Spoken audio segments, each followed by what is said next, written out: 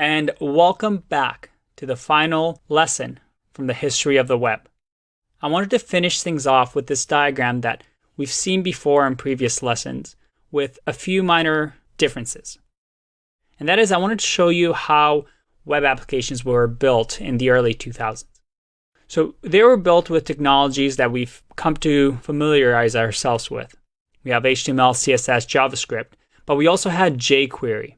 And jQuery was a library that allowed JavaScript to be written in a simple, clean way that allowed us not to worry too much about working in one browser, then the other. It created this environment for JavaScript to flourish. But it is an outdated technology and there's better ways of doing things. So it is not used very often and you'll see it less and less in job postings. And then on the back end, we have the LAMP stack. And that stands for Linux, Apache, MySQL, and PHP.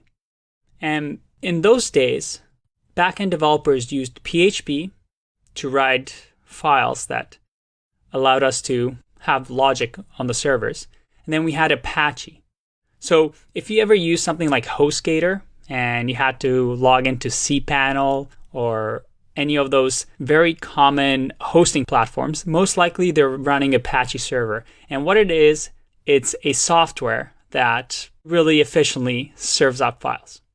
And PHP is a language that it's still being used today, and Facebook actually uses it, but that's because their website was built in the early 2000s. It is now a very unpopular, let's say, language in terms of growth and job opportunities. Then we also had MySQL, which it's still being used. But again, if you're looking to get hired, you want to look for skills that are highly employable, people are looking for them, and there are still very few developers that know it really well. Well, that's what we're learning in this course. In this course, we're going to learn HTML5, CSS3. We're going to learn JavaScript. We're going to learn React, probably the biggest library for JavaScript. And we're going to learn about node servers, Node.js, Express.js. We're going to learn about PostgreSQL and also MongoDB.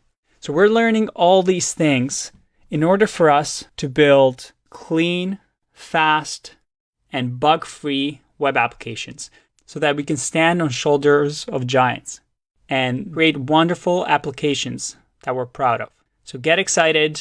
All the theory stuff we're done with. We're going to start coding. We're going to start off with HTML, then get into CSS, and then finally JavaScript and React. And don't worry, we'll get to the back end as well. So I'll see you in the next section. Bye-bye.